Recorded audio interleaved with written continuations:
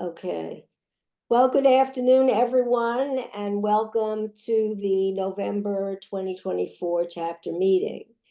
The topic today is a very timely and important one, the future of Social Security and Medicare. Both programs face fiscal and some very scary political challenges, even more so now with the results of last week's election. Our speakers will touch on the history of and the major needs of these programs and the responses that we can make to those needs. We have two outstanding speakers with decades of experience in their fields. Nancy Altman, joining us from Washington, D.C., is president of Social Security Works. She's chair of the Strengthen Social Security Coalition and a member of the Social Security Advisory Board. She has a 50-year background in the areas of Social Security and private pensions. Ms. Altman is the author or co-author of 4 books on Social Security, as well as numerous articles. Her most recent publication is as co-author of Social Security Works for Everyone, Expanding the Insurance Americans Love and Count On. Barbara Caress will talk about Medicare. She's well known to us as a health policy expert and advisor on healthcare to the PSC. She's made invaluable contributions in our struggle against Medicare Advantage. And Barbara brings also nearly 50 years of experience working at and consulting with several unions and a variety of city and state agencies. She's been a CUNY adjunct, mostly at Baruch, for over 40 years, teaching courses in health policy, statistics, and management. Each speaker will present for about 30 to 40 minutes, and then we will open up for Q&A and discussion. Thanks to Bob Nelson, who will be taking the notes today, and to Ava Farkas, who will be staffing the meeting. So we're going to start with Nancy Altman. Welcome to the retiree chapter of the PSC. And thank you so much. Let me see if I can share my screen.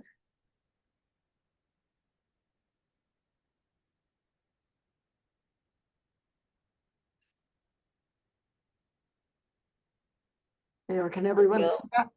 Great. So, yes, the Tuesday brought a lot of distress and changes. And although Social Security wasn't explicitly on the ballot, it really was on the ballot, and we'll talk about that. But let me start again, as Ann said, with a little bit of the history and where we are and so forth. So, although it's not usually referred to this way, Social Security is both deferred compensation because it's provided, the employee has deduction from wages that's matched dollar for dollar by employers as the primary source of funding for Social Security. Another way to think of it is wage insurance.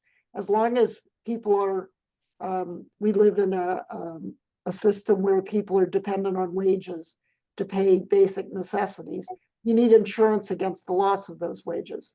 You can become unemployed. You can become, have a disabling illness or accident and not be able to support yourself through work.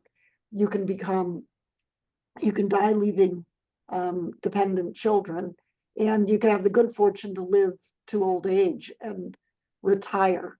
So you need insurance against those kinds of risks. Although people don't think of unemployment insurance as part of Social Security, it was part of the Social Security Act of 1935. And those other 3 risks, life insurance, disability insurance, and joint and survivor retirement annuities, are what Social Security is. So I apologize in advance. I've got water here because I've been a little bit hoarse the last few days. Nancy, could you could you increase the slide? Could you go to slideshow in the top bar and then hit start slideshow so that we're seeing just the slide, not all the, Oh, okay, so go let's to see, slideshow that's at the top of your option we're menu. screen sharing and it says stop share. I don't see it. Slideshow. I don't see a slideshow on my, You probably have to move the bar that's from Zoom, like move that somewhere else. It's probably blocking your view of your program. okay, let me try that. I see your screen sharing and I see stop share. But I don't see it. I see new share, but, and pause share. Do you see at the very top of your window, like that you are sharing? A way to start Yeah. the slideshow? I see your screen sharing, but should I click on that? It doesn't, it already is checked. I have that stop share. You just have to move that out of the way so that people can see, so that you can start the actual slideshow. Yeah, it's not moving. So, Okay. Do you want to send me your slides? actually, I We think you sent have, them to you already, didn't we? and also I'll stop the share. Yes, so Anne should have sent them to you. Okay, let me see.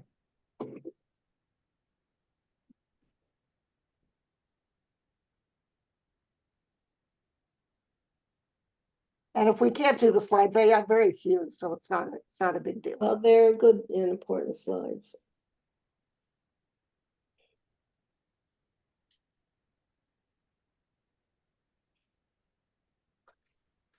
So why don't I keep talking as you're working on that, if that's all right. So again, and of course, whether you have wage insurance or not, everybody needs health insurance as protection against, obviously, that is fundamental and, as many say, a right, not a privilege. So the basic structure of Social Security is exactly as it has been since 1935, almost 90 years ago. And Social Security, some people say it needs to be modernized, but it's thoroughly modern. It's very secure. It is extremely well crafted. It is extremely popular. It is portable from job to job. It has very low costs for employers. Everything is administered through the federal government. So all you need is your Social Security card, and you can change other jobs. And as surprisingly, you may hear from me that it is actually extremely affordable. So this is where I would use my first slide if you're able to open that. Sorry, I only see Barbara Caress's PowerPoint. If you want to share it again, it's better to show something than. So Anne, I sent it, I think, to you. You did, and I sent it on. Maybe you can. Maybe I could find it. It's okay. I think you should just share it again, Nancy. It's better. People can try to enlarge their screens or something.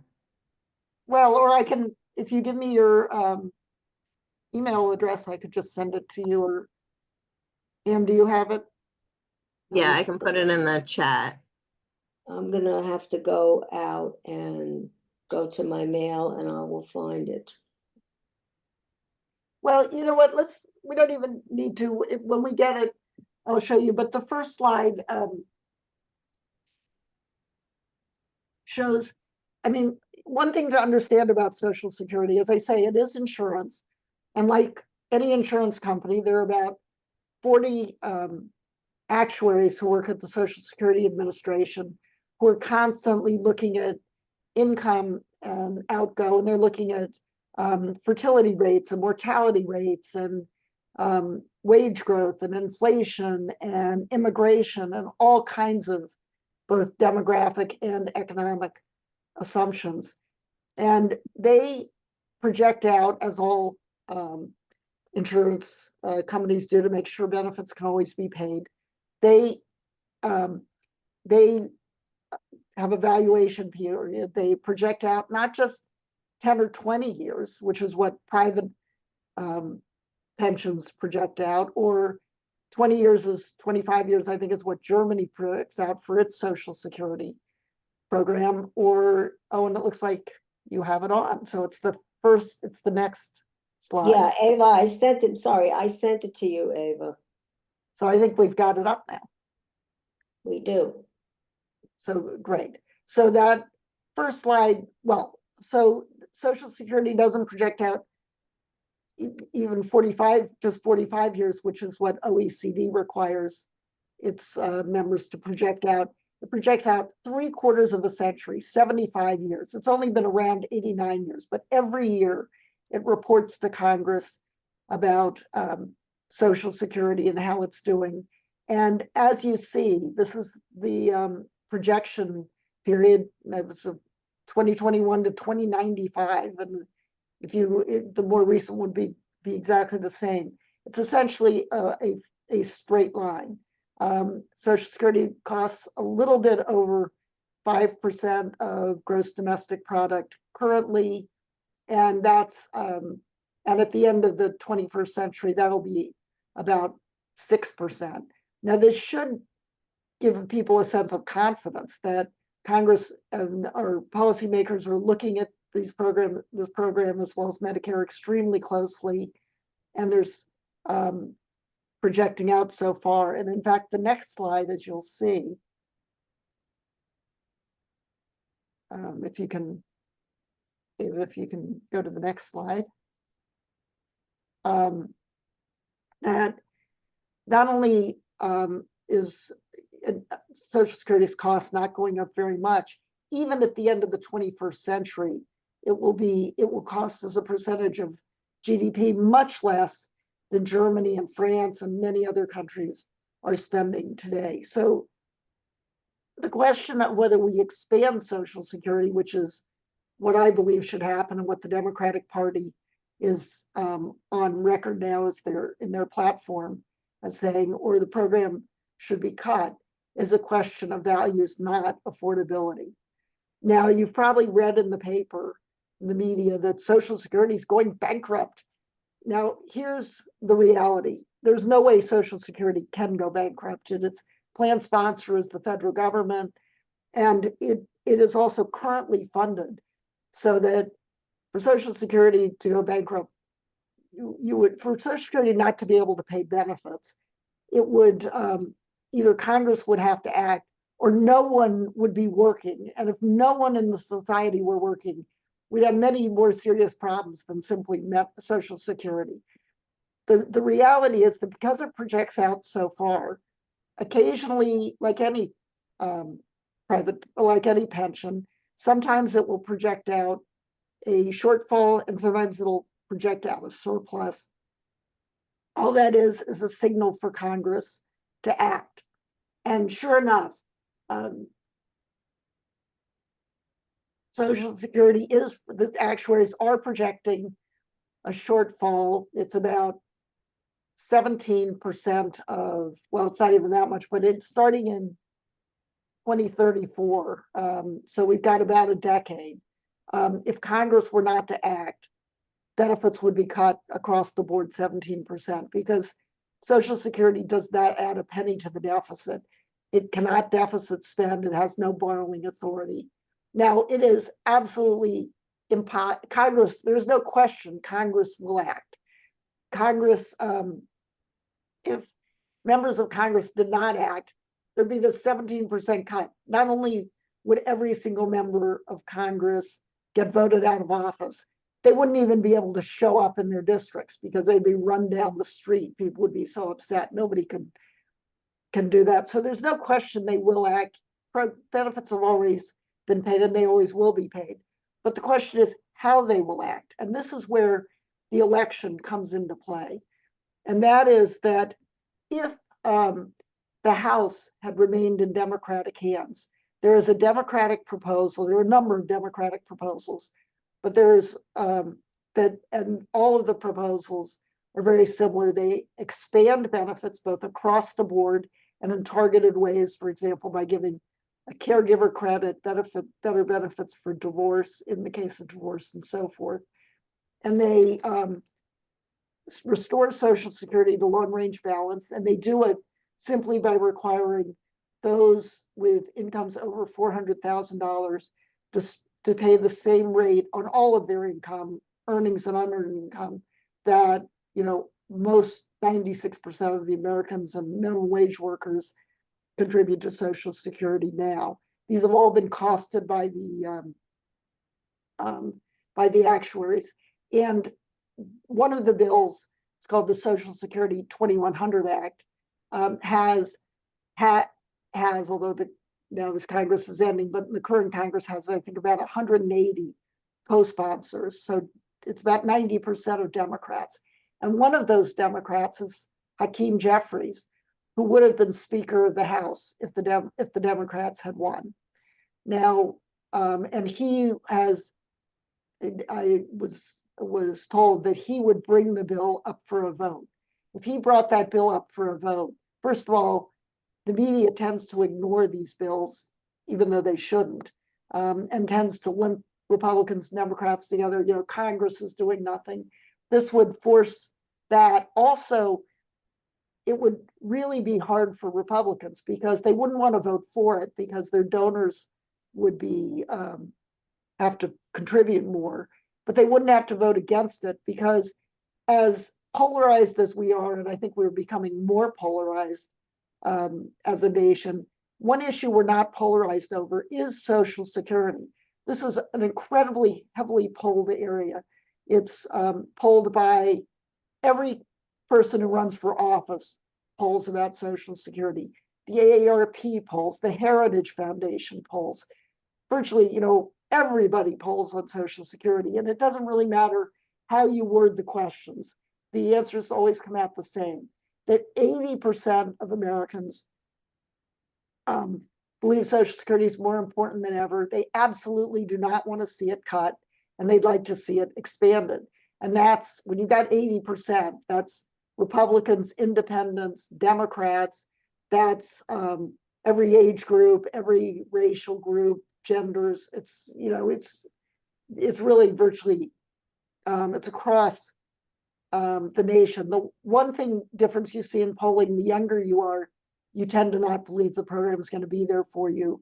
But as you age, you start realizing it will be there. And on top of that, if you ask young people if they think the benefits should be cut, they generally say no, because they know they'll need them and they know that their parents and grandparents need them.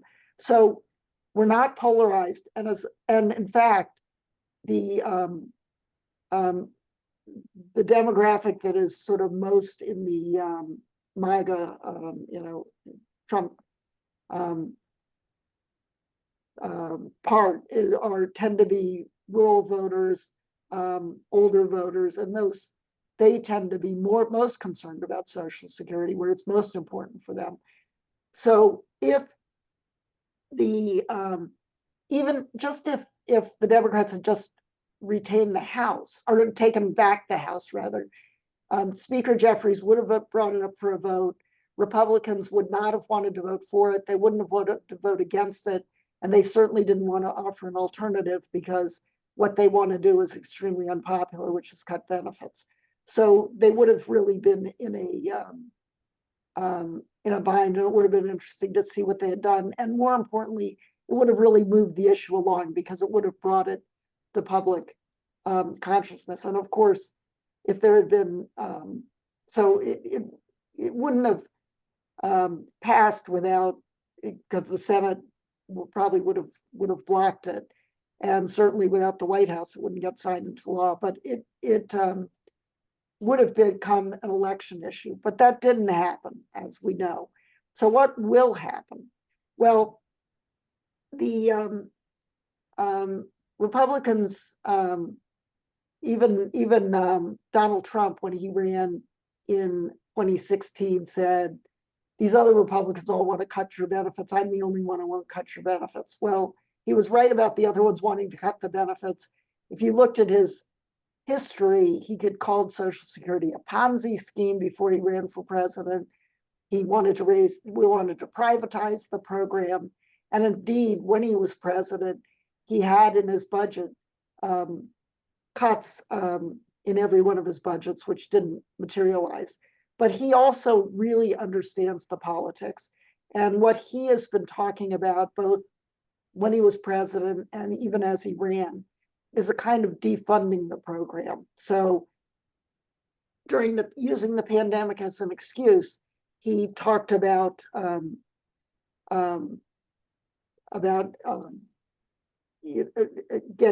deferring. He wanted actually to cut FICA, which is the Federal Insurance Contributions Act, which is the primary funding source of Social Security. But Congress wouldn't go along with that, so he deferred it. But that didn't work. He said he would make it permanent when he was back in office, and of course he lost in 2020.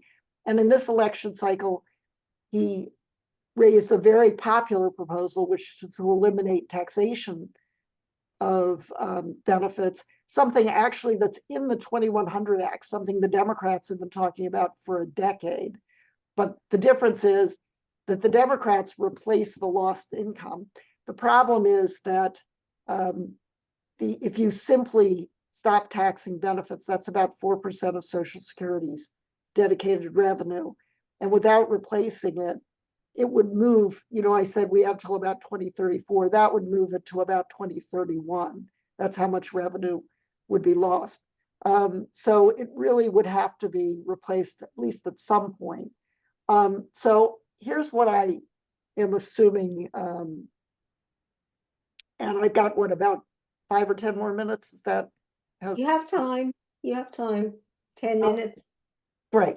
So my guess is one of the really bad things is there's something I call death by 1,000 cuts, and that is largely Republican Congresses have starved the Social Security Administration of funding. And that is really, to me, outrageous, because just like our benefits, we funded our benefits, we've also funded the associated administrative costs. Social Security currently has a $2.8 trillion surplus. And out of that surplus comes the money that's paid to run the field offices and answer the phones and so forth. But it's really been, but Congress enacts what it calls an LAE, a limitation on administrative expenses. It can say okay, this is coming out of the trust fund, but you can't spend any more than X amount. And the amount they've been allowing is so much that they've had to, they're at their lowest staffing in at least a quarter of a century, that they're still using very old, their technologies needs to be upgraded and so forth. So much needs to be done. And as a consequence, you try to call the Social Security Administration, you have long wait times, you might get disconnected, you have a hard time. When you walk into a field office, those are crowded. If you, and a lot, you can try to do it online, but a lot of people are not, don't have that access. And even if you do, you may not want to put your information online. You might be concerned about hacking. So the field offices, and if you start, so the American people can get more and more frustrated if they qualify for disability benefits and are unable to get them and so forth. So what I see happening is that the administrative apparatus will continue to deteriorate, and we might get an effort to eliminate the taxation of benefits, and that would be fine, but that would just put more pressure on Congress to act when they're not, when I was hoping that they would act this year. And now I think it's highly unlikely they will act, the earliest would be after 2026 if the House retakes, if the Democrats retake the House, and perhaps not until 2028, 2029, when we're extremely close. And part of why this is so much concern is that Social Security is not supposed to just provide cash benefits. It's supposed to provide a sense of security, a sense of peace of mind, that no matter what, if you become so disabled, those benefits will be there. If you die and you have dependents, there'll be life insurance for them. If you live, unlike private savings, you can't outlive Social Security. So if you have the good fortune to live to 110, you'll continue to get those benefits, even though you have your assets have all been drawn down if you had other assets. So indeed, I think what the right policy is and what the right policy is to expand benefits. And if you show my last slide,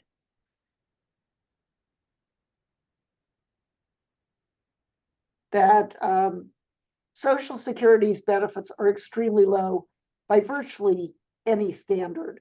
In absolute terms, they are, it's about $1,900 a month on average, which means millions of people get less than that every month, way less than that. In addition, as you see from this slide, the benefits are extremely low compared to what others spend on their Social Security. And most importantly, Social Security is there to replace your lost wages. Experts think you need about 70%. What Social Security replaces average wages, maybe about someone earning about $60,000 by just 40%. So the benefits are too low. The Democrats are poised to increase them, but obviously that's not going to happen. And right now we're going to be playing. I don't think Republicans will come out publicly because they know how unpopular it is, even with their core constituents. But what we got to be on the lookout for is Republicans inducing Democrats to go behind closed doors in the name of the deficit, even though, of course, Social Security doesn't add a penny to the deficit, and come up with a package where there's no accountability, or that they nibble away, but they postpone any action on that. So on that, given my voice, I probably should stop, but I look forward to your questions. Thank you so much, Nancy. Barbara?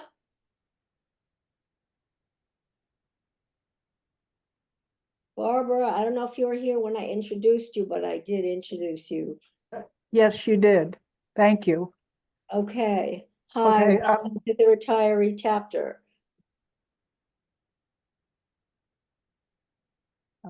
Here we go. Okay, can you guys see this? Yes. Okay, you can move the cursor a little bit over. You can make your slide bigger, your screen larger for the PowerPoint and smaller for the little thumbnails of people. There's a little, anyway, let me not instruct people about Zoom. Okay, so it's a little different, a slightly different kind of presentation, but I'm going to walk you through, let me show you my agenda, walk you through the birth of Medicare, where it stands now and where it might go. So it's really three parts. So let me start with the beginning of Medicare. This is a wonderful picture. This is actually Madison Square Garden. That's JFK. This is 1962. And there were 130 meetings, mostly organized by retiree chapters of AFL-CIO unions. The golden, what it says up on the banner, it says the Golden Ring Council. In any case, that moment, Kennedy is proposing what became Medicare. And he did the proposal with a story. And the story. Barbara, can you move your mic closer to your mouth? Can you hear me better? Not yet. Well, that's as close as it gets. Okay, Let me see if I can make it That's better louder. I now. think it's better. That's better, that's good. Okay, so Kennedy began his proposal for Medicare. Medicare was a part of the 1960 presidential campaign.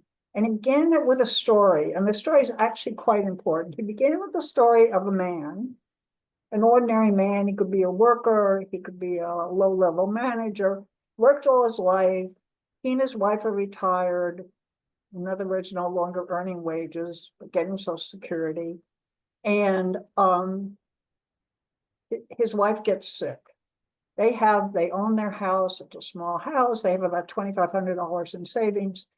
And the first thing that goes is the savings. And then the house, they remortgage the house, and then their car, and then they end up depending on their children. And he said, this is not just a story of one or two people. This is a story of so many people that it includes members of Congress. And he tells the story of a guy he had met the other day who told him that his daughter couldn't go to college because his wife was ill. This origin story actually drives a lot of the character of Medicare. Okay, so that's the beginning. Kennedy dies and Johnson takes up the mantle. And basically the designers had three objectives. Number one, cover retirees without disrupting the employer-based insurance. Employer-based insurance was the model and thought to be the way everybody ultimately would be covered. Secondly, transforming the uninsured retirees into payer consumers of hospitals, and I'll speak to that in a moment. And thirdly, and very importantly, a plan that Congress would pass. Okay, so with those three objectives, this is a story that got repeated often about people who couldn't pay their medical bills after working all their lives. And you could see from this little chart, the orange bar are people, this percentage of people with hospital insurance. And you could see that the people over 65 were much less likely to have hospital insurance or any kind of insurance than the people under 65 because insurance came with the job. That's basically how everybody got their insurance. I just want to mention what was going on in the health system. So by the early 1960s, healthcare was already a massive enterprise. It was about 6% of the gross domestic product. Hospitals employed more money, more people than steel, automobiles, and interstate railroads combined. It was a really important industry. So support of hospitals was a critical part of what drove Social Security. And it's the reason why in 1962, the American Hospital Association, which had been an opponent of national health insurance since its inception, changed its position and said, we support it with some caveats. And I'll tell you what some of those caveats are in a moment. So, okay, so that's that point. And here is my slide on a plan that Congress would pass. We already know that Medicare or insurance benefits were not part of Social Security Act, although they were part of the original draft. But it was hugely lobbied against by the AHA, American Hospital Association, the AMA. You know, there's the famous recording from Ronald Reagan talking about how it was un-American. But after the Democratic landslide in 1964, when the Democrats controlled both the presidency and both houses of Congress, they struggled to get a bill together that would serve those three objectives that I said at the top. And they did ultimately. I want to play you a little audio of LBJ cajoling Wilbur Cohen, who was the Assistant Secretary of HEW, Health, Education, and Welfare, and Wilbur Mills, the Wilburs, who was the chair of the House Ways and Means Committee. House Ways and Means was where all revenue bills originated, so let me go there to my one sec. Sorry.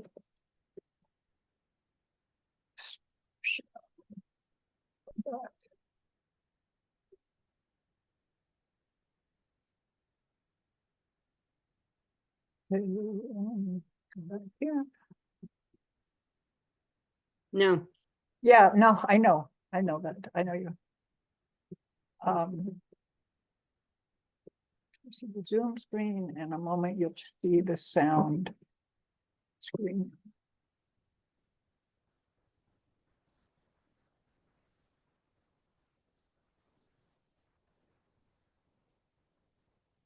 Can you hear it?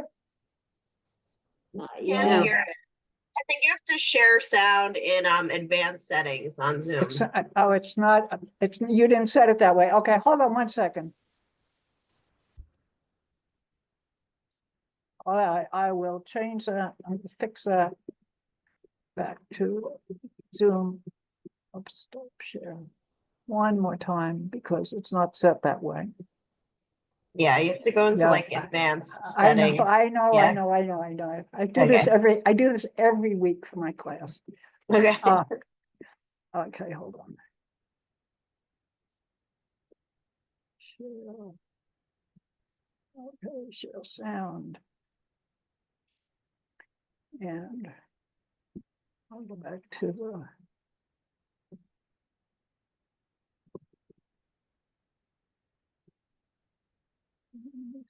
Again.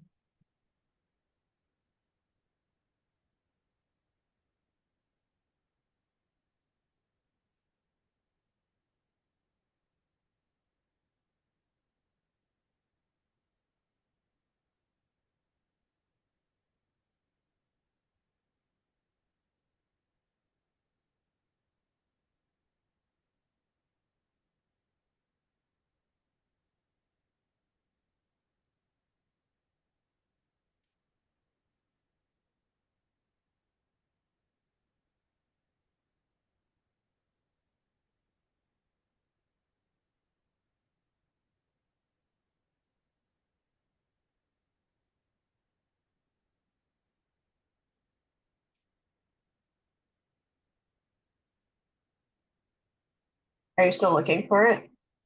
No, you're not hearing it? no, Oh, I'm sorry. Zoom Damn, share. okay. Hold on a second. Hold on 1 second. I can hear it, but you can't. Hold on. I think you have to share screen and share sound. I know it is, and it's set that way. I don't know why you're not hearing it. Hold on.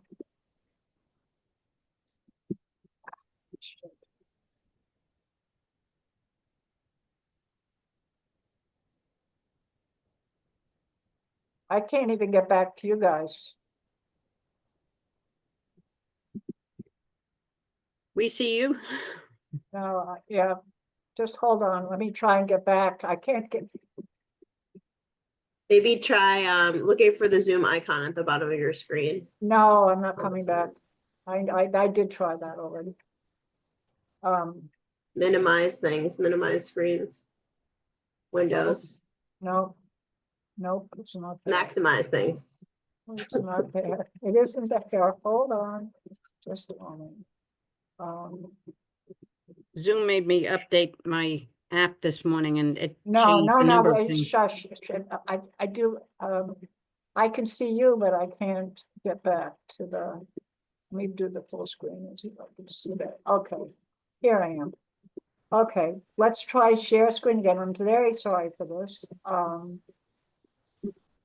Actually, I don't even need to do share screen. I can just do, okay, share sound.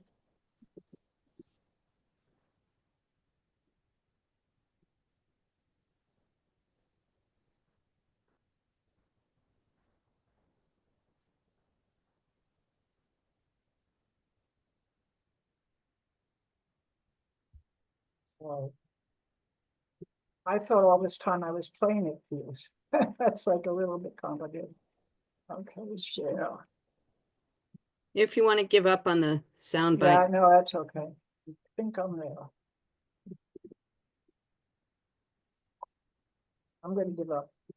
Too bad. All right. So anyway, LBJ is cajoling them to please get the damn bill out quickly, because if you leave it to sit in committee, the AMA is gonna mobilize and stop it. That's basically what he's saying to the Wilbers. So he wins, they succeed, and Lyndon takes the bill to the Truman Library. And the first enrollee in Medicare is Harry Truman. And at the signing ceremony, LBJ says, no longer will older Americans be denied the healing miracle of modern medicine. No longer will illness crush and destroy the savings they have so carefully put away over a lifetime, so they might enjoy dignity in their later years. No longer will young families see their own incomes and their own hopes eaten away simply because they're carrying our deep moral obligations to their parents and to their uncles and their aunts. No longer will this nation refuse the hand of justice to those who have given a lifetime of service and wisdom and labor to the progress of the progressive country. That's interesting. So it passes. Medicare Card 1 is issued to Truman, and it had a very significant impact. It substantially reduced poverty. It enhanced private insurers. I'll explain that in a minute. Had a very significant impact on federal spending. Hospitals got a lot richer and a lot more power, and physicians held their own, although they were no longer the single most important stakeholder in the health insurance debate. So let me show you the first. This is a graph that shows you the percentage of people in poverty by age. And the gray line are people over 65. And you could see in 1966, which is the year that Medicare was implemented, about a third of the elderly were poor by definition. That number has dropped to around 10%. That's the effect of Medicare. Children have gone in the opposite direction. An issue we all should worry about. It also enhanced the income and power of private insurers. The deal that that LBJ made with the hospital industry was that Part A, the hospital benefit, the benefit that's funded through the trust fund, basically with the money that people pay as a percentage of FICA that goes for the Medicare trust fund, funds only the hospital part of Medicare. And that hospital part was designed to look like Blue Cross. Blue Cross in 1965, when Medicare was created, was a wholly owned subsidiary of the American Hospital Association. And it basically paid the bills that were incurred by anybody who was in charge. So it wasn't a fee-based, it was if half of your hospital's patients were Medicare and your hospital total spending was $1 million, Medicare would pay $500,000. That's how it was set up. It was also, and still is, contracted out to private insurers, basically insurers, to administer it. Initially Blue Cross and Blue Shield for Part B, which was the doctor's part. But you can see this orange line, which is private health insurance. Private health insurance. Blue line is out of pocket, and you can see people are still paying a substantial part of their healthcare expenses out of pocket. But the orange line, the private insurance line, continues to grow. And then we add in 1966 the gray, which is Medicare, and the yellow, which is Medicaid. So it didn't replace private insurers, it enhanced them. So now I want to talk about where Medicare's at now. To begin with, its share of the federal budget grew from about 3.3% to 14% in 2020. The cost per enrollee grew faster than the number of enrollees. And the number of enrollees has grown relatively quickly because the boomer generation, you could see that little bit coming up, as well as the fact that life expectancy for people over 65 has increased by about 5 years since Medicare was enacted. So the number of enrollees grew, but the cost per enrollee grew faster. The slope is steeper. Congress controls Medicare and controls Medicare spending. So of the total Medicare spending, that's the big bar on the left. The orange is, or the yellow is Congress, is controlled by, general revenue. Every year, Congress appropriates money for Part B, which is the physician and non-hospital clinical care, and Part D, which is the drug program. Hospitals, my first bar here, are basically funded through FICA, through the Hospital Trust Fund, although a little bit of it is beneficiary premiums. I'll talk about that in a moment. Beneficiary premiums are much more important for Part B and Part D. So of the trillion or so in 2023, Congress controlled 43% of it. The rest of it being the trust fund and retiree premiums.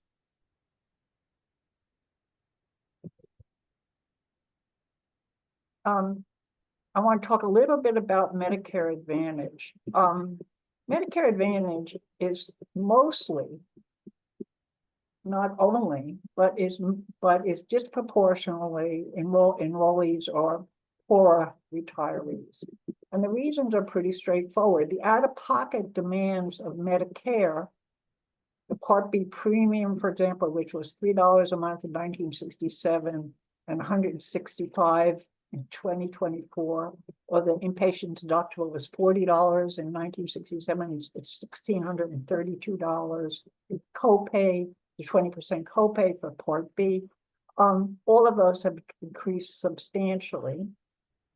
And now half of retirees spend more than 15% of their income on Medicare premium, which is both the Part B and Part D premium, as well as supplemental premiums. Most people don't have what New York City retirees have. And so it's very expensive. Healthcare is expensive, even with Medicare. And so what you see is that it's for the poorest retirees are the most likely to disproportionately have Medicare Advantage. I want to just talk about Medicare Advantage for a moment.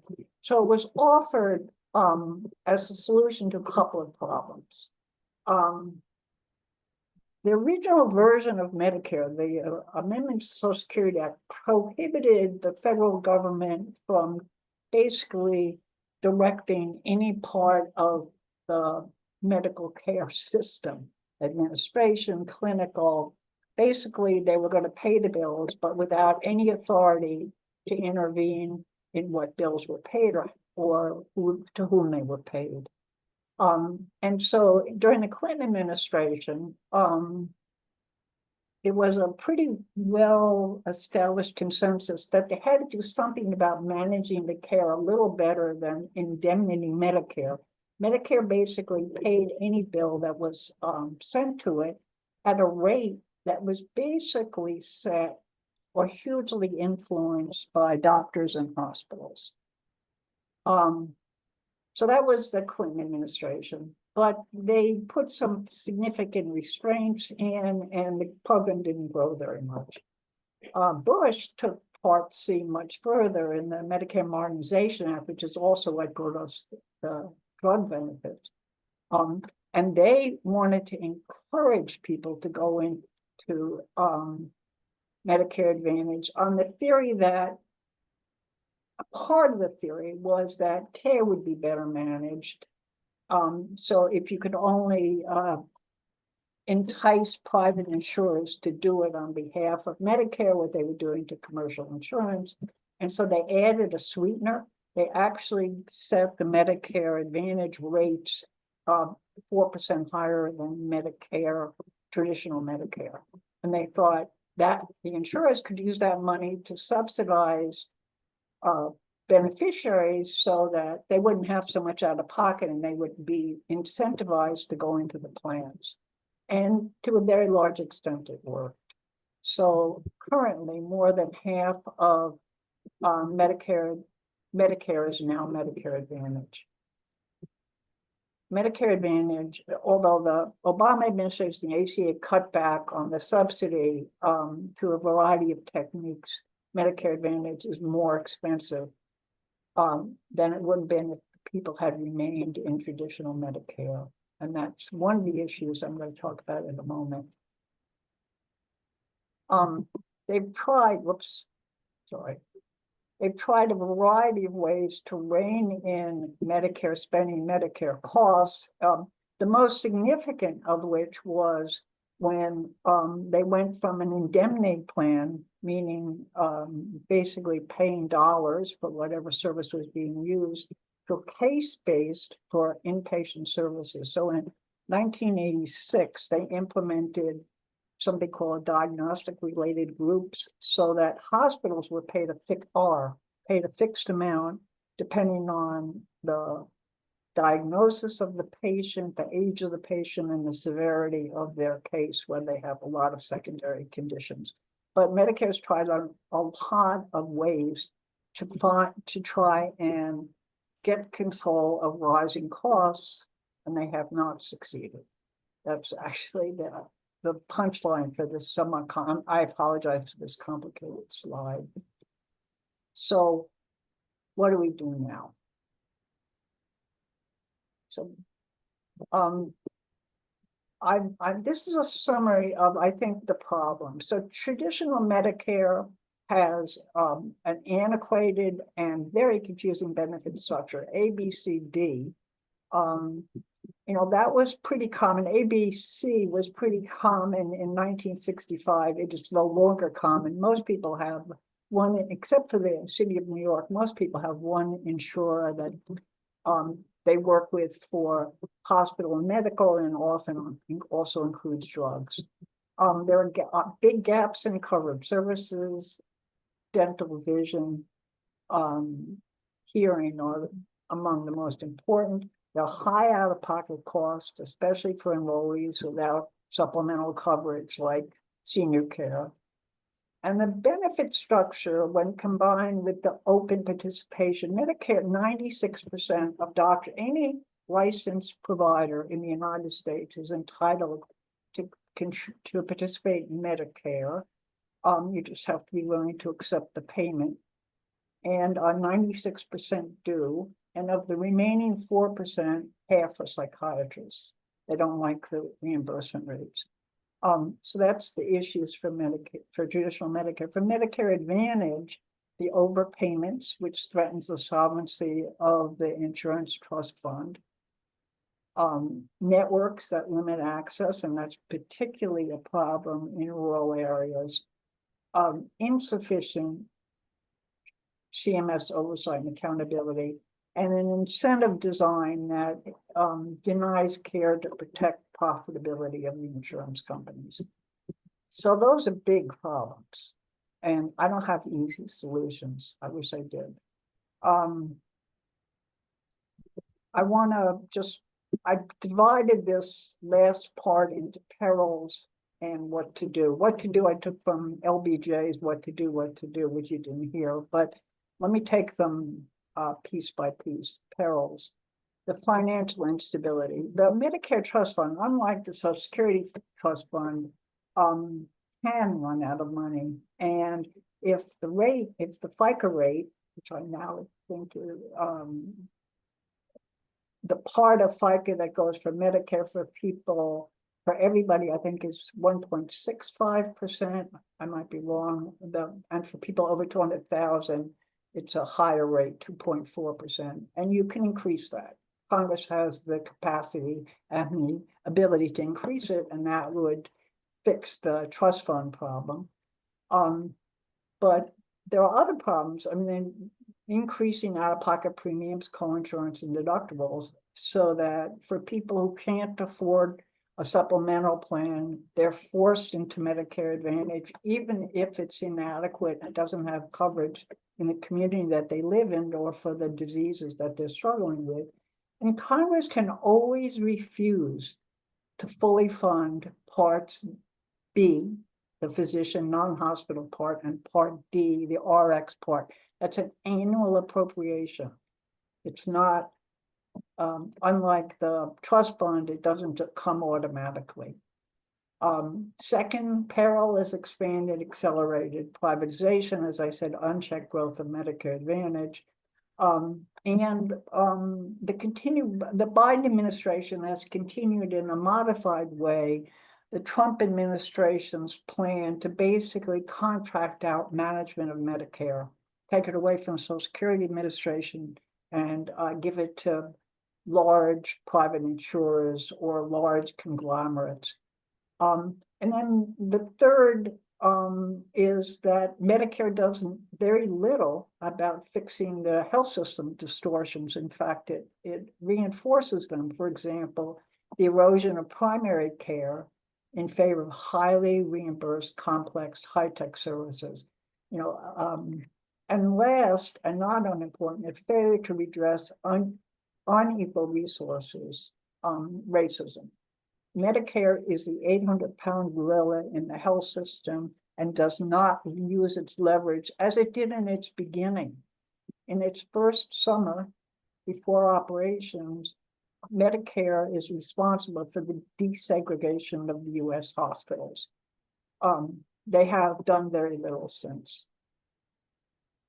So what to do? My first recommendation is to eliminate Medicare Advantage.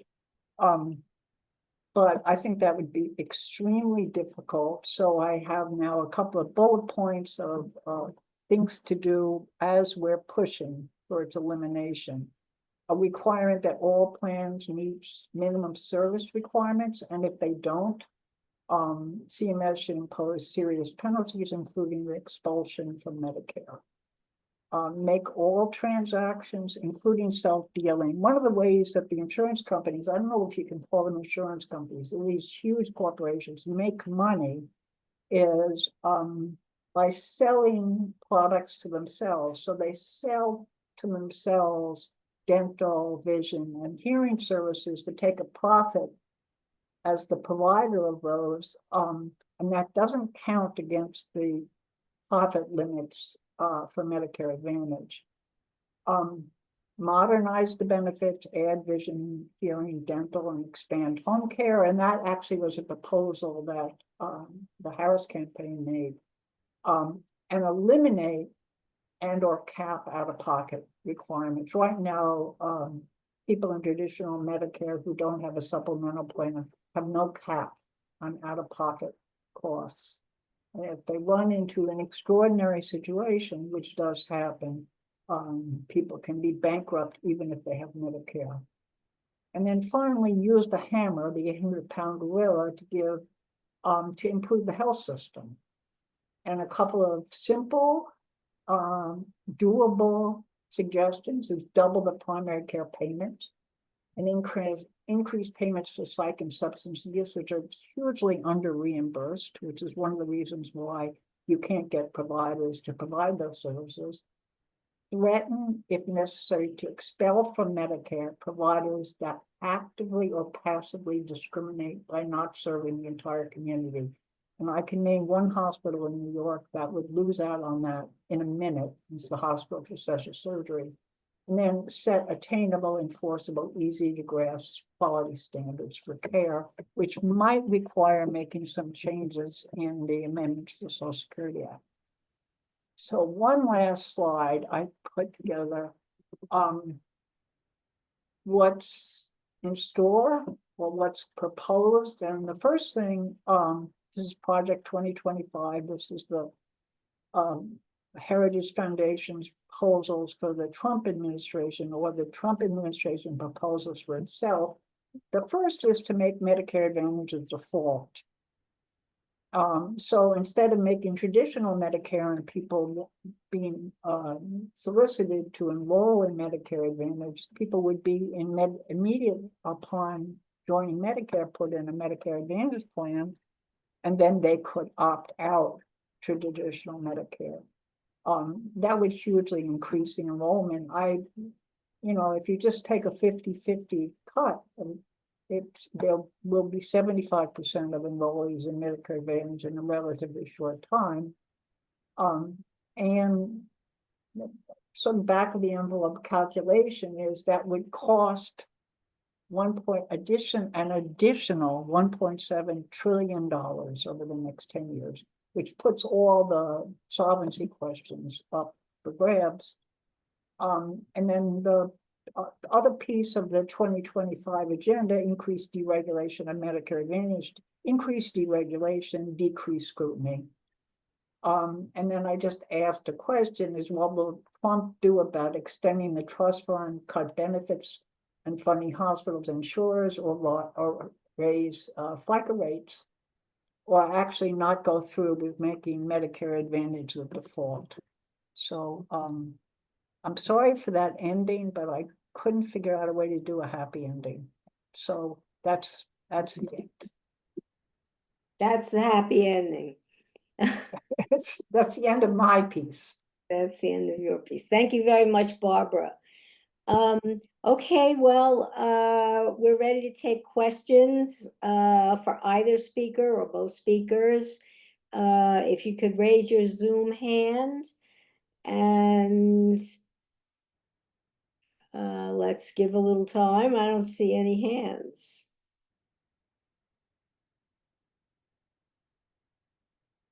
Excellent presentations, both of you. There we go. I see, Mike Marcia had her real hand up.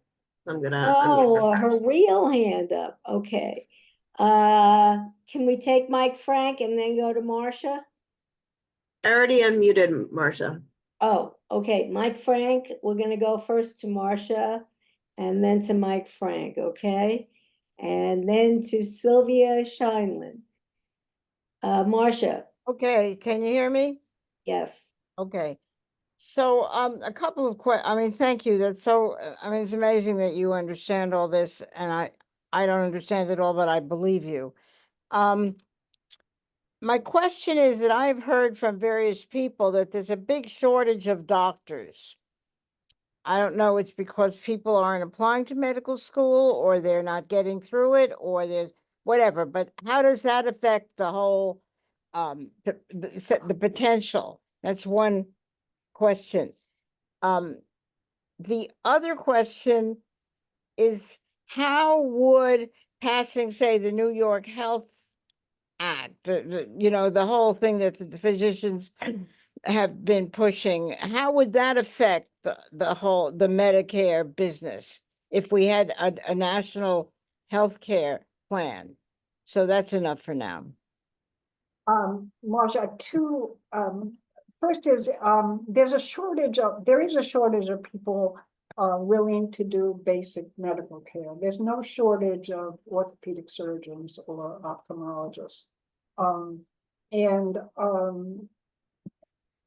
It's not that people don't get through medical school, it's that they choose specialties that are very lucrative and very competitive to see who can make the $500,000 that the average of an orthopedic surgeon makes, rather than the $250,000. But listen, that's not a bad income that the average internist makes. So the shortage is really in the direct care that most of us need most of the time. There's no shortage of specialists. Although if I can just jump in and add, I think that was excellent presentation. But it is right, it's not a shortage of doctors, but there also is a shortage in addition to not enough primary care doctors. There's also not enough doctors in rural areas. And it's the distribution of doctors nationwide. So you're not gonna have a problem in New York City. But, and unfortunately, we've got some trends that are gonna make that all worse. I mean, there's been a lot in the news about the Dobbs decision causing OBGYNs to not feel comfortable practicing in states that have those very strict abortion bans. And, you know, I'm concerned that immigration, depending, you know, what happens with immigration, especially again in rural areas. We have a number of doctors that may decide not to come to the United States or may leave. Yeah, I mean, the people who staff, principally staff many public hospitals and many community-based health providers are foreign medical graduates. And who knows if they're not going to be swept up. The nurses are already being swept up on immigration limitations, so we'll see. Thank you. So- Mike Frank? Can you unmute, please, There Mike? was a second part of Marcia's question. You know, I can't really answer it. I mean, the New York Health Hub depends on the feds actually in part waiving federal control of Medicare. And I think that's a significant problem for its implementation, not just its passage. Mike? Oh, sorry, Barbara. Did you want to say something else? No, All right, Mike Frank? Question was, I guess, directed to Nancy, but both speakers could answer it or address it. Question is, some time ago under Obama, there was something called the Grand Bargain, Yes. this was an attempt between Republicans and Democrats to do what they called at the time entitlement reform, which is an ideological phrase if there ever was one, and meaning cutting rights, you know, and Medicare and Social Security were what they had in mind. Nancy, are you saying that the Democratic Party has abandoned that neoliberal goal, if I can call it that? Well, unfortunately in politics, they've abandoned it, but I still worry that in a nanosecond they could reverse. Starting really about a decade ago, well, I think of it as Democrats really returning to their roots. So as you know, it was, as we've talked about, Medicare and Social Security were products of the Democrats, and for much of the history of Social Security, really actually until 1972, every few years Social Security would be expanded. Republicans wouldn't want to expand it, but they try to slow it. But you know, the Democrats were generally, I mean, the history is a little bit more complicated, but yes. And as part of expanding it, they also won many elections as the party that was promoting expansion, not cutting Social Security.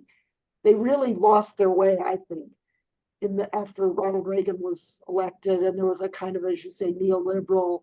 Oh, we've got essentially, I saw it as them becoming a Republican light, and absolutely they talked about a grand bargain, which is what I was talking about going behind closed doors, coming up with a package that had some revenue increases, some benefit cuts, a fast track process. You couldn't amend it, and so as a consequence, no political accountability.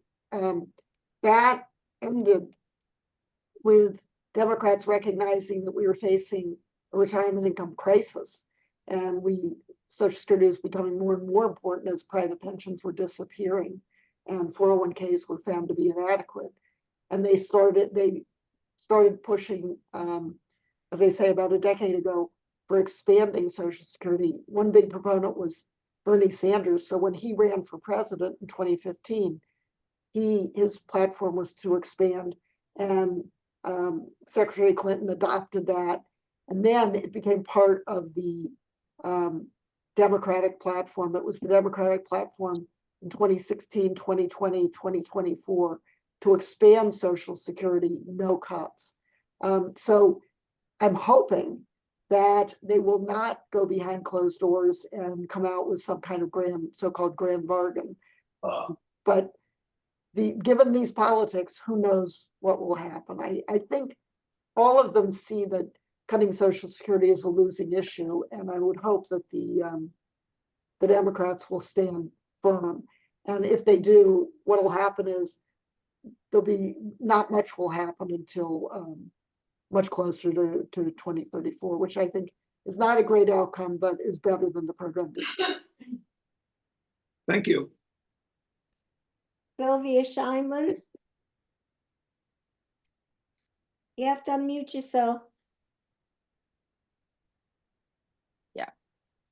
I'm not sure if I understood one of your slides correctly. It looked to me like one of the later slides was indicating that the expansion of Medicare Advantage was going to cost considerably more. And was that right? And Yes, or, that's or right. no? Yeah, that's right. So I thought that's what it said. So then why would like the Republicans be supporting expanding it? I don't get that.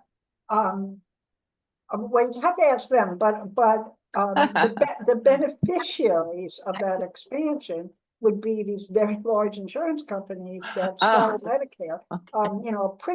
First and foremost, United Healthcare. So more people enroll in Medicare Advantage, the more profits to United, Aetna, Cigna, Humana. It is a to quote Don Bullock, it's a money machine. Medicare Advantage is a money machine. It produces enormous sums of income. Medicare Advantage is far more profitable to the insurance companies which sell it than commercial insurance, than employer insurance. It's the most profitable product that they sell. Second, and a far away second is Medicaid. Managed Medicaid is actually very profitable. Commercial health insurance is the least profitable of the three lines that insurance companies sell. But there is That's so another, interesting. there's definitely that, but there is another thing. It's ideological, and that is it's privatizing Medicare. I mean, it's really, that's what Medicare. I don't even like calling it Medicare Advantage, because that's a propaganda name for it. It's really privatizing Medicare. The conservatives have always hated, you saw from those slides in the history that FDR wanted it in 1935, and it actually started even before that with a variety of worker economic security movements by workers, worker security, an effort to get government funded nationwide insurance. It's the most efficient. It is, it's not discriminatory. It covers everyone. You don't have to worry about doctors. It's a pool that covers the entire nation and so forth. But for just those reasons, and same thing with Social Security, Republicans won't say it out loud anymore because these are very popular programs with their constituents. But the basic idea is they'd rather everything, they want, when they talk about small government, this is what they mean. They don't want these direct services provided by the government. That involves security, and that involves Medicare. And they've tried it with Social Security, and they lost when George W. Bush pushed privatizing Social Security. But privatizing Medicare is really under the table, because it sounds like Medicare and Medicare Advantage, they have a thumb on the scale, and they have all these extra benefits. So it's very popular, and it's what now I think it's 53%, and it's going to be on steroids with the Trump administration. We may see the end of traditional Medicare. Wow. Thank you. That was interesting.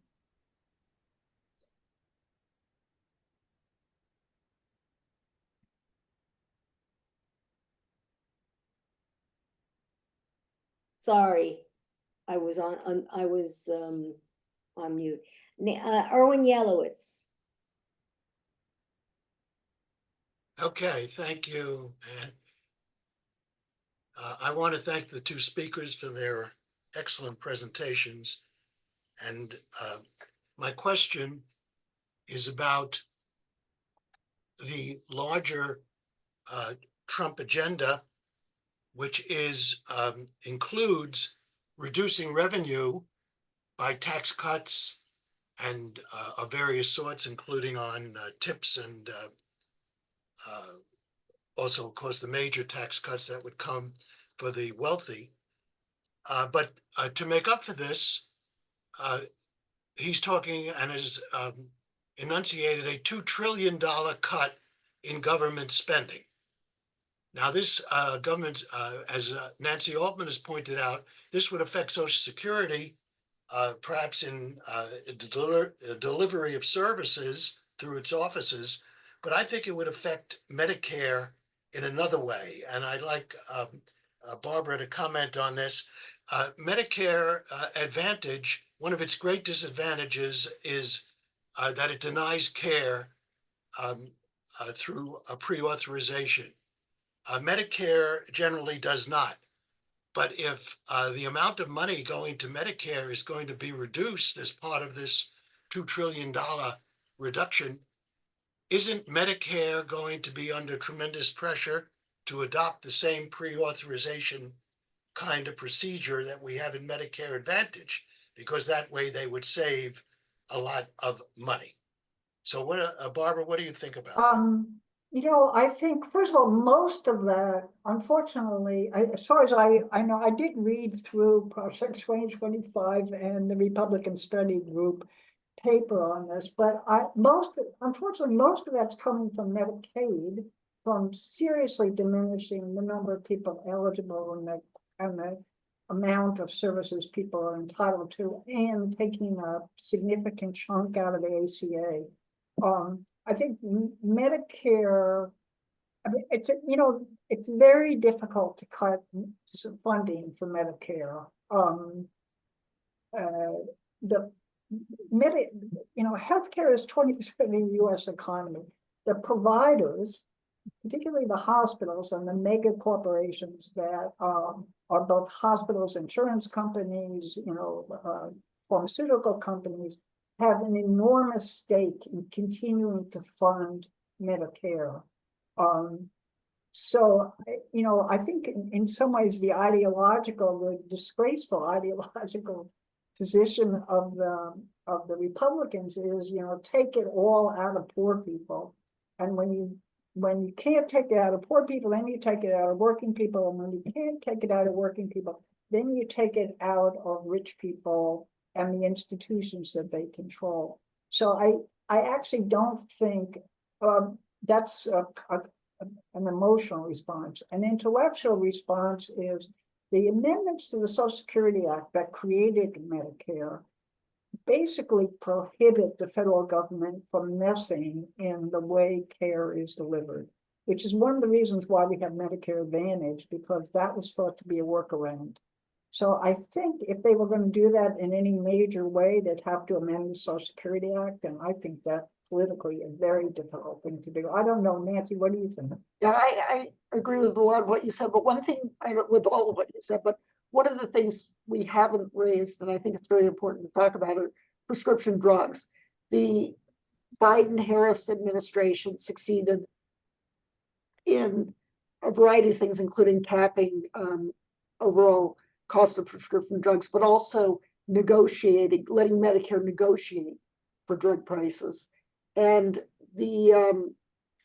as part of the compromise, that negotiation, they only were doing 10 drugs at a time. I mean, it was sort of phased in, and there was a lot of discretion. And that, I think, is one way that I think drug prices were going to be controlled. And I think they're not, I don't know that, I guess they can't get rid of the cap, but a lot more people will be hitting the cap. And so, I mean, actually more people are hitting it now, but would hit the cap. But prescription drugs is an area where the administration may not need legislation. They need legislation to undo it, but I don't think they need legislation to give favorable negotiation. I mean, what do you? Yeah, except of course it's a double-edged sword, because the savings accrue to Medicare Yes, Right, so if they don't actually do any more control of drug costs, it's gonna cost Medicare more money than it's gonna cost beneficiaries.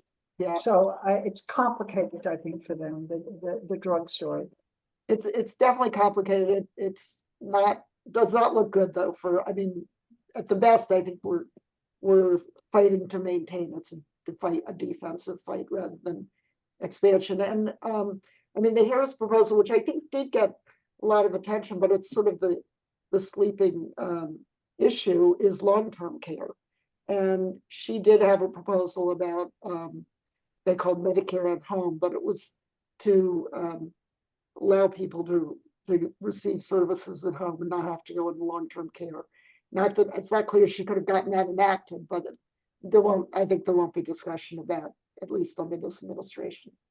Yeah, just one quick little historic note. So that actually the Congress did pass a long-term care Yes. expansion of Medicare in 1988 during the Reagan administration, and it caused an uproar because it was basically funded, as was the drug actually benefit, funded by beneficiary premiums. And so they would have had a benefit that they would pay for. And socializing the cost makes it less per person, but it's still a lot of money. And there was a huge blowback, and the Congress actually repealed the law, repealed the long-term care law under pressure from principally organized retirees. That's where the opposition came from. Thank you. Renata Bridenthal.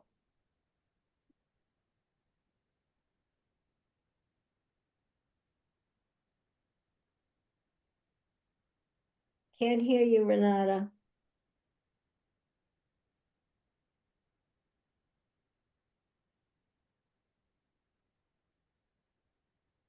Okay, is that okay?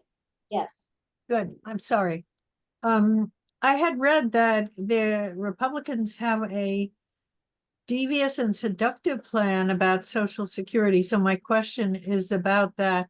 What I read is that they plan to cut taxes on Social Security benefits, which is seductive.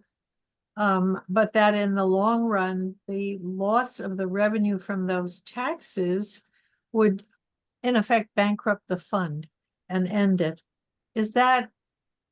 Have you heard of that? And is it even possible? Well, there is a tactic that really began under Ronald Reagan with Grover Norquist called Starve the Beast, where it was, conservatives tried for most of our history to slow, or most, since we started running these deficits, to cut spending. And it's very hard to cut spending because spending is quite popular. And so they said, oh, well, everybody likes tax cuts. Let's cut taxes. And of course, that exploded deficits. Now, Social Security is self-funded. It's only got, and by law, it can only pay benefits if it's got sufficient income to pay the cost. So it will, so it doesn't add a penny to the deficit, but it does have these streams of revenue, one of which is the taxation of benefits. And as I said, the Democrats have also talked about addressing the taxation of benefits. In fact, Governor Walz signed a bill in Minnesota, because there were about a number of states that also tax Social Security benefits. Minnesota was one, and he raised the threshold so no one with income under $100,000 for a couple would have to pay. So this is not just, it's a very popular idea, but the problem is you have to replace the funding. And Democrats have a plan to replace the funding, Republicans don't. As I said, Congress, it will accelerate when Congress has to act. Congress will act, but the problem is there will then be a lot of pressure to go behind closed doors to get, because you really have to get, you can't do it through several election cycles, which is the best way to do it, to let it be out in the open and let the American people know. And there is the real danger we talked about before of them going behind closed doors, cutting benefits, restoring Social Security to balance without bringing in, with maybe bringing in a small amount of revenue. And it's what Social Security works on, my organization have been fighting against. And we really think benefits should be expanded. But I think the answer is, to the extent we cannot let them go behind closed doors, and we have to follow very closely. And if any of them do vote for a bill to cut Social Security, we hold them accountable, because they're going to say, we're saving Social Security. None of them will say they don't like the program. They'll say they're saving it, they're fixing it, they're, the deficit, we couldn't amend it, they'll have some excuse. And I think we've got to, but that is the danger. The benefits will continue, and probably for current retirees, they're not, but it's our children and grandchildren who will be really hurt. Thank you. Jack Hammond?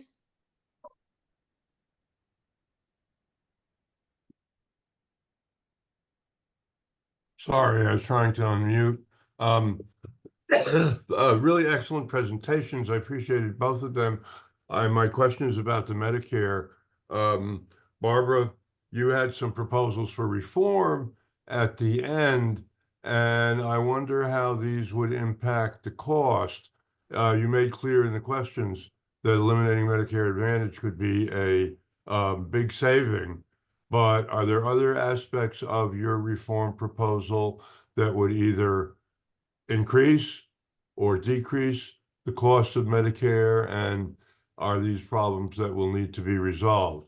I'd also like to ask you if by any chance you have a talk or something like that written up that it would be possible to read, because this was a very informative but hard to take in all at once. So the answer to the second question is no, but you're welcome to the slideshow. And you can, and if you have any questions, send me an email and we can discuss them. Okay. In terms of money, Medicare Advantage is very expensive. It turns out, and increasingly so, and there are a variety of reasons for that. So if you eliminate Medicare Advantage, you substantially slow down the drain on the trust fund, which makes the necessity for increasing the FICA rate less so. At some point, it's going to have to be, because unless we find a way to contain medical care spending, the cost, particularly the cost of hospitals, Medicare is going to have to come up with more money. Medicare basically tracks slightly behind the inflation in healthcare, in medical care prices. And they do that actually deliberately. The MedPAC, the people who advise Congress about funding Medicare, deliberately set the Medicare rate at a sliver below cost as an incentive to be more efficient. It hasn't actually worked, but it's a good theory. Nothing that I was suggesting is other than getting rid of Medicare Advantage, has much fiscal impact on Medicare. It has an impact, I'm talking about a very significant fiscal impact on the health system, which is a different issue. But I don't think anything I'm suggesting would require an increase in the trust fund funding or Part B premium or congressional general revenue spending. Thank you, Barbara. Manfred Phillip? Yeah. Thank you. Great presentations. I really enjoyed this. Although the implications are serious. I have several questions. One is, two Democratic mayors of New York have claimed that they can save nearly $800 million by going to Medicare Advantage for retirees. And another public institution that I know of in New York, which I'm not going to name, is trying to foist Medicare Advantage onto its employees. Are these savings real? That's my first question. Is $800 million, is the city really going to save $800 million if it were able to foist Medicare Advantage on us? And second, if these savings are real, do they come out of the fact that care is being denied by pre-approval requirements? And I have another last question. The trust fund, is the trust fund invested into federal securities that pay an interest on those securities? Those are my questions. Okay, I can't answer the third, maybe Nancy can. It's not, actually, the claim is for 600 million. Okay. And, yes, it would cost the city $600 million, well, a little bit less than that, they're probably overestimated, but some hundreds of millions dollars less if it didn't have to pay premium on scenic. City buys supplemental insurance from Emblem at a cost of about $200 per retiree per month. And that money, there's some obvious profit for Emblem, but most of that money goes to pay for the co-pays and deductibles that Medicare does not pay. 20% of the doctor visit, $1,600 per admission for hospitals, etc. And there are two ways that Medicare Advantage is cheaper than Medicare, much cheaper than Medicare, for two reasons. One is because they pay providers less, particularly hospitals, which is the reason why some hospitals are dropping out of Medicare Advantage. So their rate is somewhat lower, slightly lower, somewhat lower, depending on the community and the deals that they've made. And secondly, and probably more importantly, is that they don't provide as many services. And they're very careful about authorizing very expensive services. That's a double-edged sword. Medicare has no ability to say, you know what, that's not medically necessary. You don't need that heart transplant. I'm making this up. Heart transplant is the most expensive item in the Medicare price list. It's actually the most expensive DRG. It's about $250,000. So if you deny one heart transplant, you save a lot of money. If you deny a lot of MRIs and CAT scans, many of which are not needed, you save a lot of money. The problem is that their denials are based on protecting their profitability and not on the health of the patients or the validity of the diagnosis. If we had a different system, if the system were, we want to authorize all the medical care that people need, that would be much less expensive than Medicare. Medicare basically authorizes everything. Medicare Advantage, which is much cheaper, doesn't authorize enough. And where it doesn't authorize is often services that people actually need. When the question is, are we going to allow this person to have this service? The question of the company's profits enters into the discussion. If it weren't part of the discussion, if it were actually just an assessment of how good is the system and how much should we be paying and what should we be paying for, those are reasonable questions. Medicare is statutorily prohibited from asking those questions. Got it. Yeah, Thank you. and if I can jump in and also answer your last question, but before that, I know you're focusing on Social Security, but you're pushing my buttons because I'm so outraged by what's going on. And you're exactly right. I mean, the history is that Medicare for older people was supposed to be a first step. It was just people with disabilities was added in 1972. But since then, along with, as I mentioned, the starve the beast attitude during the Reagan years, it was also an effort to not let any of these programs expand. So yes, it's everyone who has Medicare really needs a Medigap insurance, which a lot of people can't afford. And of course, makes everything more expensive. You don't need that if you have Medicare Advantage. And it is so outrageous, but it's what's happening that, unions and cities of New York and, other municipalities are, for financial reasons, are trying to ship people into Medicare Advantage, whether they like it or not, because it does save them a lot of money. And this is why we're really relating to going to privatization of Medicare. And again, not to scare everyone, but I don't know how many of you know Trudy Lieberman or her. She's a great journalist. She wrote for Columbia Journalism Review. She unexpectedly got some very, very serious illness. And she told me that if she had had Medicare Advantage, she'd be dead now. She was able, because she understood it, and she had traditional Medicare. But it is a very serious issue.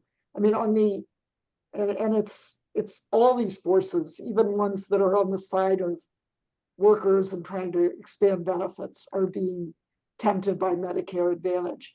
And then in terms of your question about the trust funds, by law, Congress has always required the both Social Security surplus and any Medicare surpluses to be not, obviously put under the mattress, and not even to do what private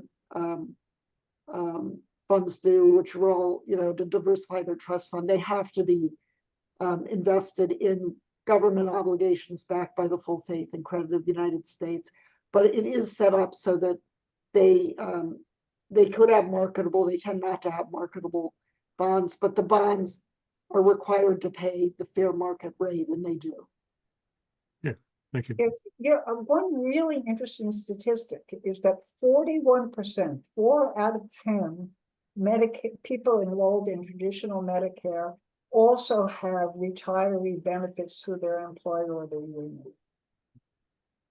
So Medicare is increasingly unaffordable to people who don't have supplemental insurance, and most people can't afford. Supplemental insurance is very expensive. We're talking about $300, $400, $500 a month for retirees.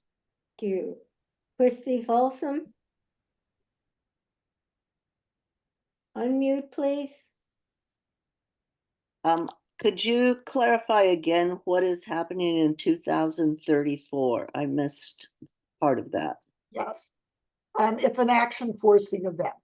There is, if Congress did not act, then there would be an automatic 17% cut in benefits across the board. Now, and that's because Social Security has no borrowing authority. It doesn't deficit spend. It has to have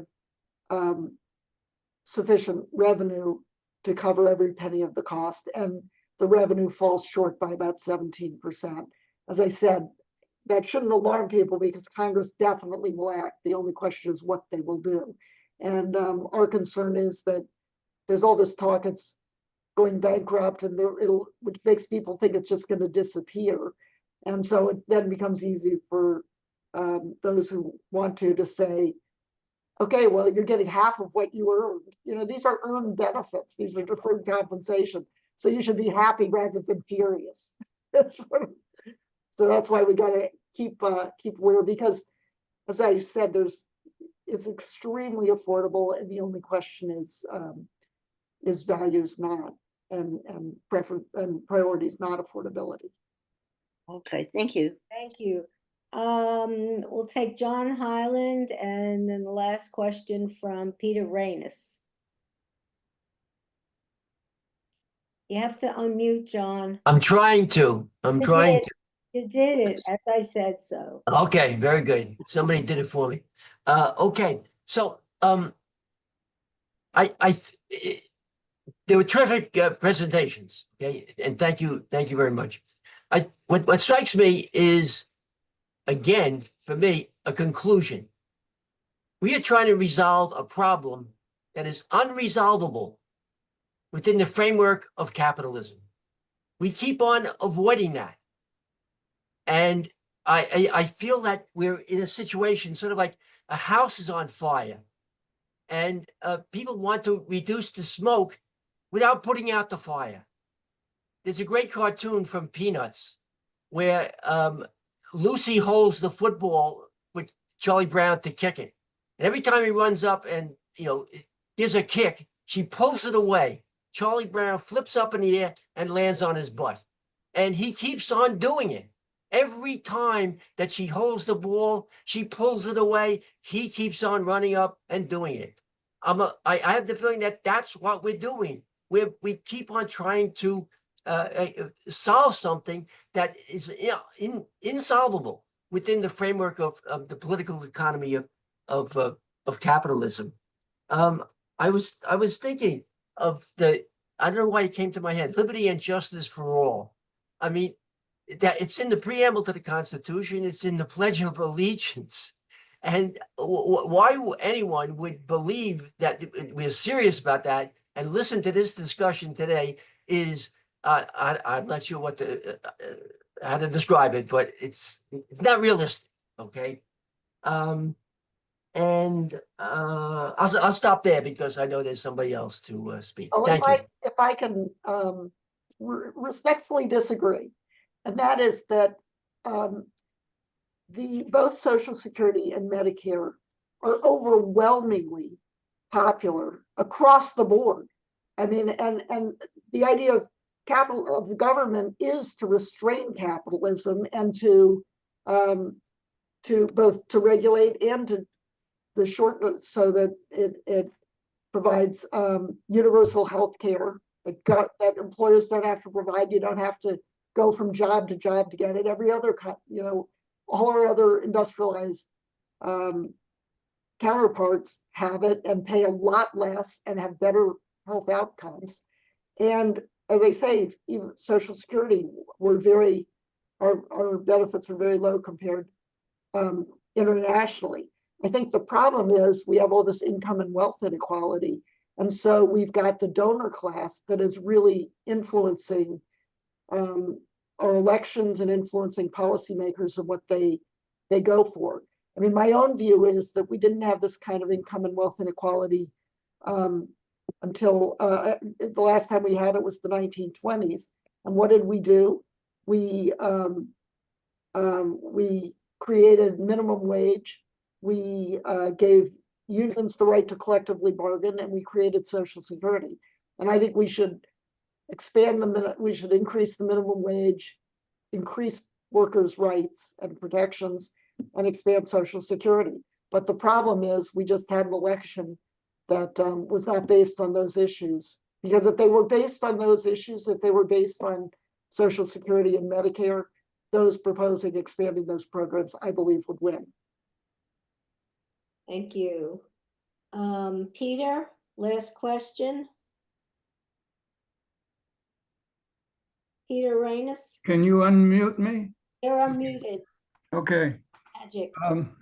I want to align myself with Nancy and Barbara. I really think there's a significant difference between the Republican and Democratic parties.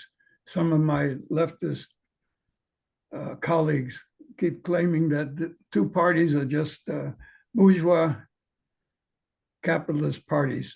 We're in a capitalist system, but we have to work with what's available. And when we think of what's going on with this, with the Project 2025 Heritage Foundation that talks about Medicare Advantage being default, and they're pushing for deregulation.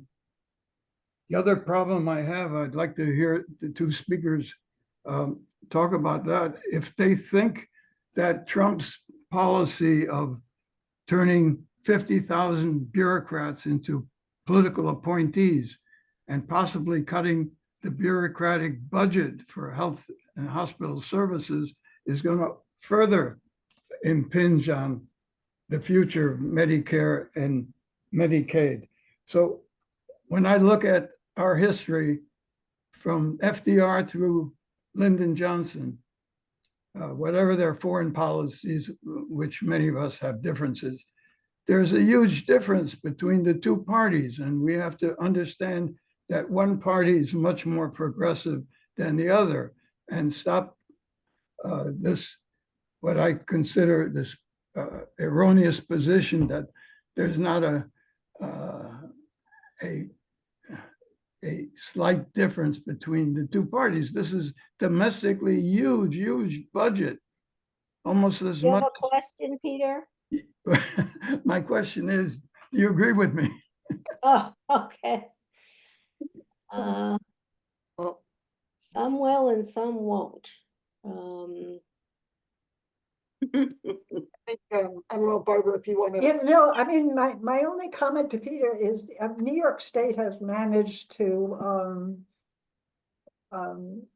to stop regulating anything, any healthcare stuff, and has contracted out the administration of health and insurance services. So there's basically no public agencies left in New York that have the power to fix things. There are in the federal government, and I worry about that future. Yeah, I agree exactly with both Barbara and Peter. Right? You know, this is, again, you know, we're usually I'm not so clear on my politics as I'm speaking, but I think you can all see it. I was shocked at the outcome of the election, and I'm really am worried about you know, bringing back Schedule F, and so that a lot of employees are political and can just be dismissed. What to do. You've got 2 or 3 little measures. Somebody's got their. But the bottom line is, I think it is something. I mean, and I worry about the military and what's going to happen with generals and whether there's any. I mean, it's clear that Trump wants people who are loyal to him and not to the Constitution, and we'll see what happens. But I sometimes think Social Security and Medicare will be important problems, but perhaps the least of our problems if the worst comes to pass. So that's a very depressing note. I don't think that should be the last word, Ann. Okay, Eileen, in a minute. You've got to unmute. I want to make an announcement after the speakers and those questions are done. I want to make an announcement about a rally for next week. So I'll hold Okay. it till the rest is done. All right, hold it till we get to announcements. I want to thank the speakers very, very much. Very insightful and thought-provoking and thorough presentations. Thank you, Nancy. Thank you, Barbara.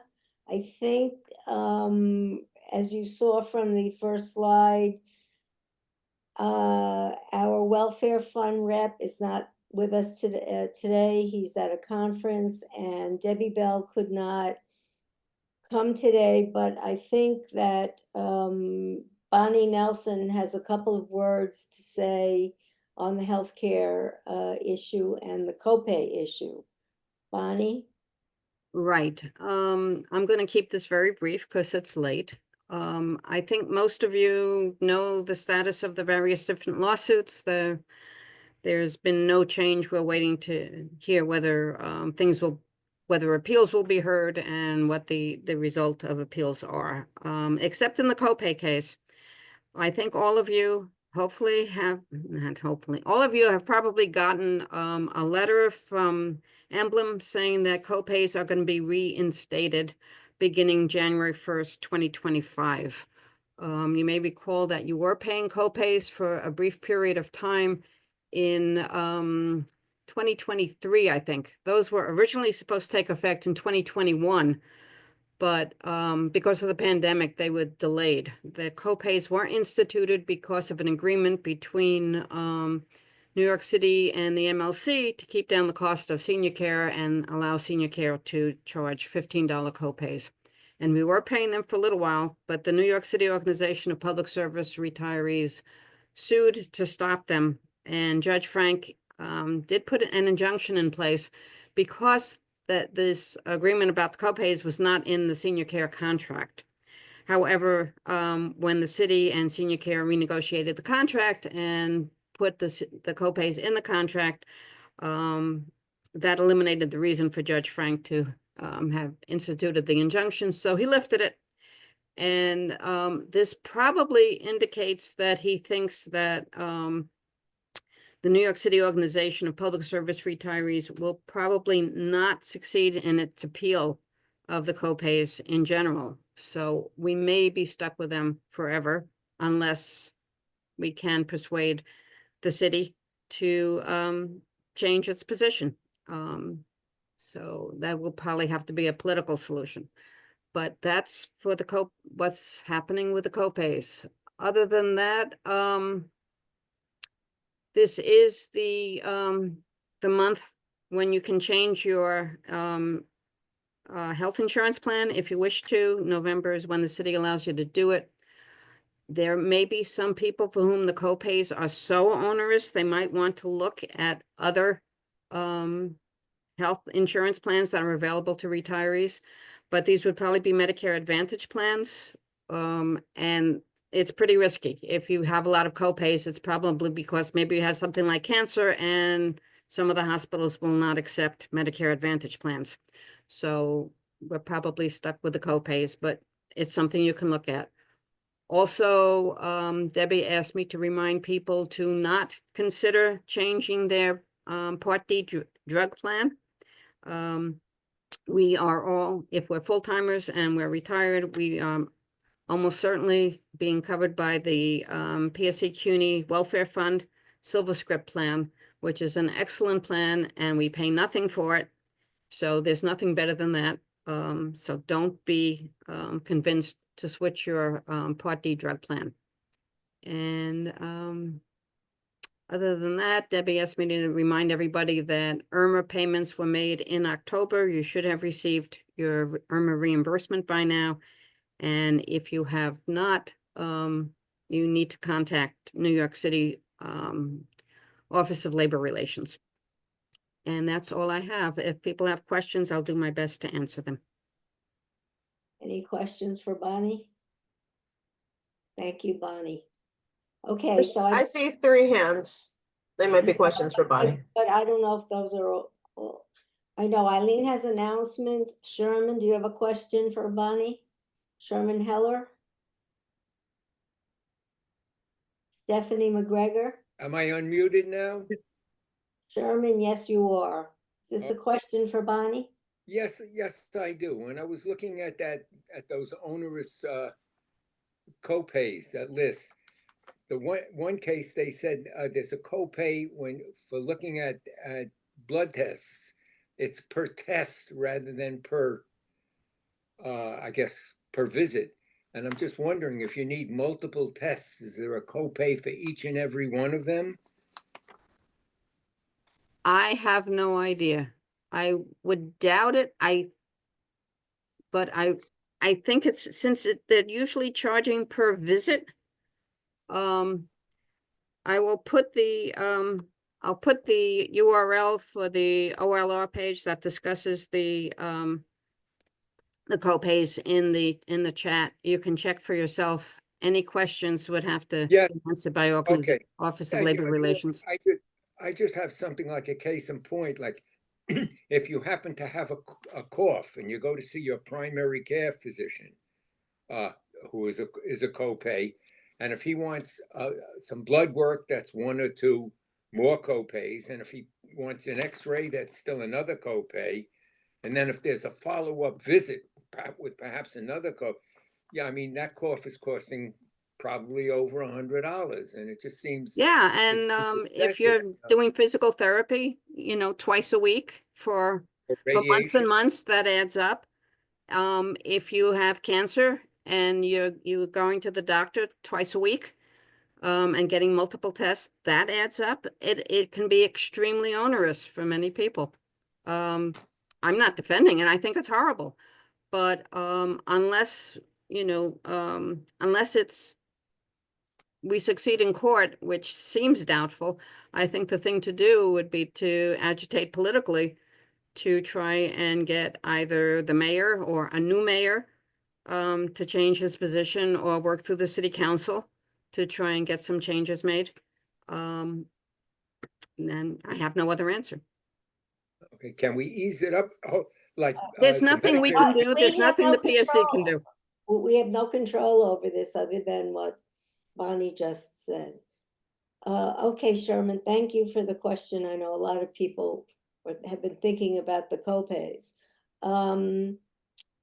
Eileen has an announcement. Stephanie, do you have an announcement or a question?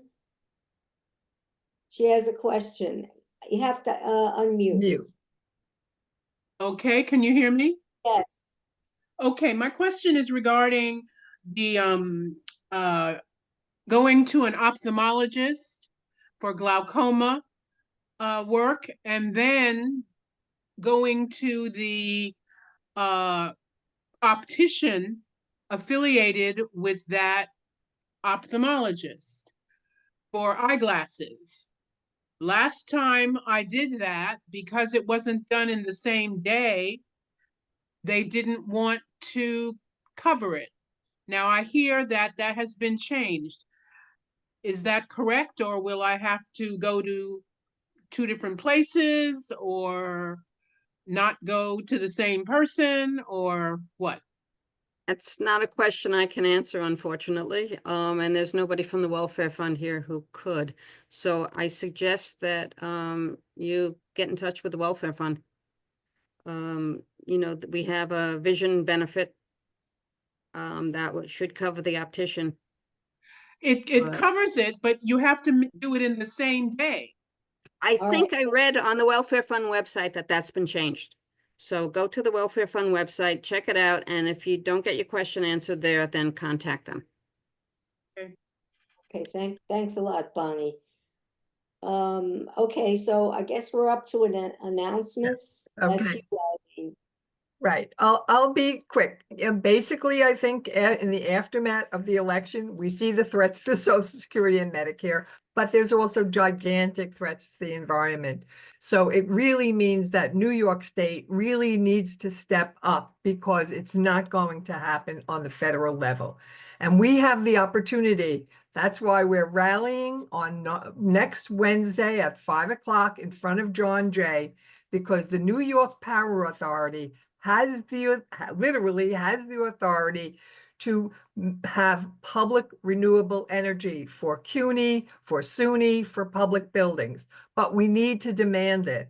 And right now, Governor Hochul has been on the fence with this, because she's still counting on the private utility companies covering this. And it's very obvious that they will not, and we will not meet the deadlines for clean air. Also, our students are going to classes right near peaker plants, which are the dirtiest plants around, and they're in those neighborhoods. So what we're hoping to do is dramatically increase the amount of public power renewables, and we need to demand that at the hearing next week. So if you can come to the rally and or send testimony, and Nancy is putting the link in the chat to demand this. And of course, we'll be demanding it of Governor Hochul. And I'm sure at some later point, we'll send you another link to the all the retirees, so that you can contact Governor Hochul by email to say she's got to stand up now. Thank you. Thank you, Eileen. 5 o'clock next Wednesday in front of John you have Jay. an announcement? Yes. Marcia. Yes, I just also wanted to remind people that on Friday, the 22nd at 4:30, in front of CUNY Central on on 42nd Street and 3rd Avenue, there's going to be a little demo on behalf of adjuncts, because as we don't mention here, even if adjuncts are retired, they are not considered retirees to get any kind of benefits. No insurance benefits, even if you worked for 30 years and you were an adjunct. So that, among other things, are going to be focused on next, the 22nd at 4:30 in front of CUNY. That's all. Okay, thank you, Marcia. Okay, well, thank you so much, everybody, for coming today. Thank you to our speakers, Nancy Altman and Barbara Caress.